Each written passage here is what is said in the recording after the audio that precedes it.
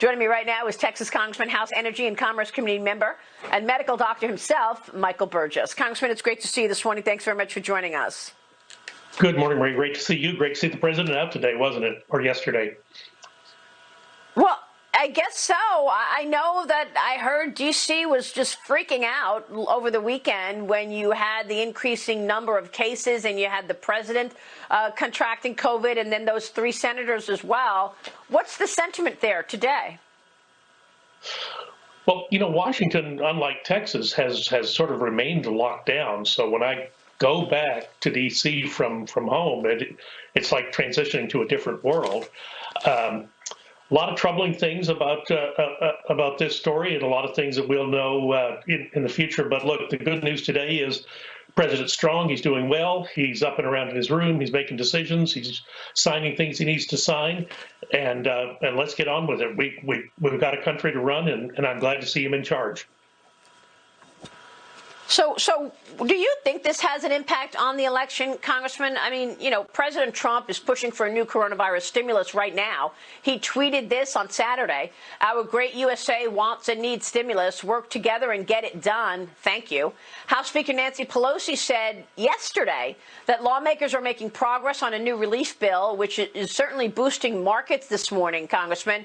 What is your outlook, and how does all of this, whether it's the president's diagnoses or the potential for more stimulus, impact the election 28 days away? Well, the biggest obstacle has been the Speaker of the House. This could have been done a week and a half ago. This could have been done on Friday. The Speaker has been the problem here. But I think one of your guests in your earlier hour said, let's get America to work again. That's exactly what needs to happen in order for economic recovery to occur. Dagan McDowell, jump in. Congressman, Nancy Pelosi dragging her fancy feet, waiting until after the airlines started laying people off on October the 1st.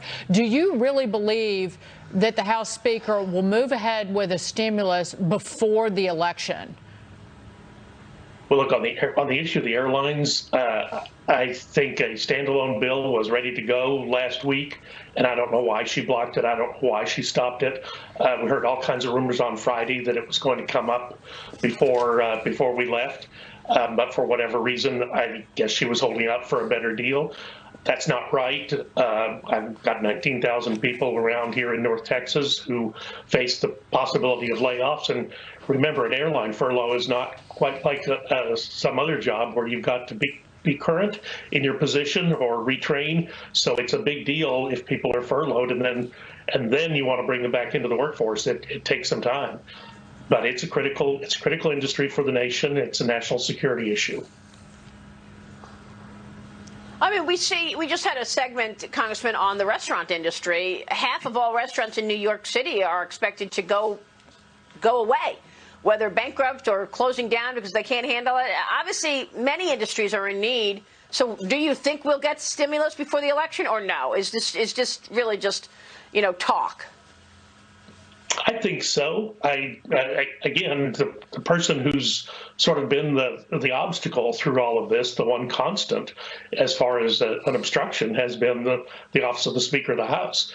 And I hope people understand as they go to the polls in November, you have the power to fix that. Everyone's fixated on the top of the ticket on the president, but you have the power to fix what the problem has been with the Speaker of the House. You elect Republicans up and down the ticket, and guess what? You get a new speaker, and maybe you'll get a functional Congress in the bargain.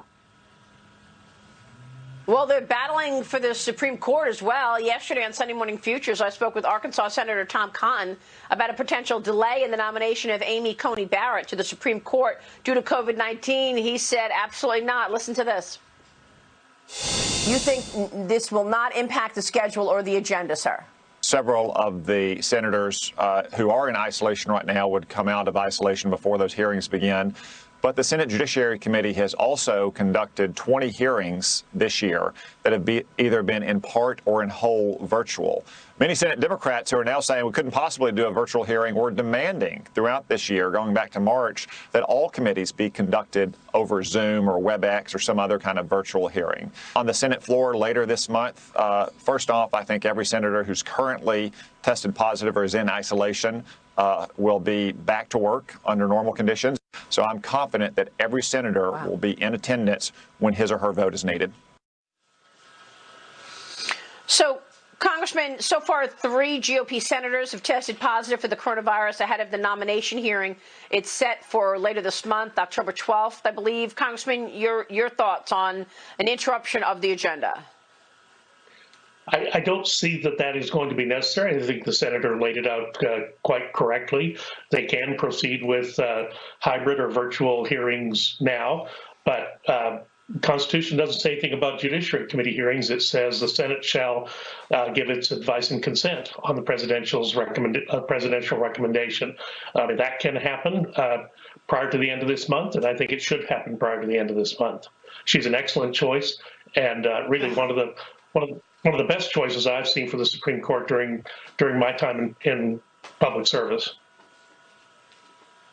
Yeah, what about the fact that Andrew McCabe, now the former number 2 guy at the FBI, says he's not going to testify in front of Lindsey Graham's committee, the Senate Judiciary, because he's afraid to get COVID? I mean, he was supposed to testify on Skype or on Zoom. Are we supposed to believe that he thinks he's going to get COVID over the internet?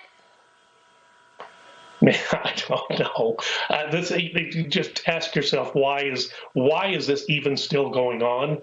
There is plenty of evidence there that this individual should be held accountable, and it is just baffling to so many of us.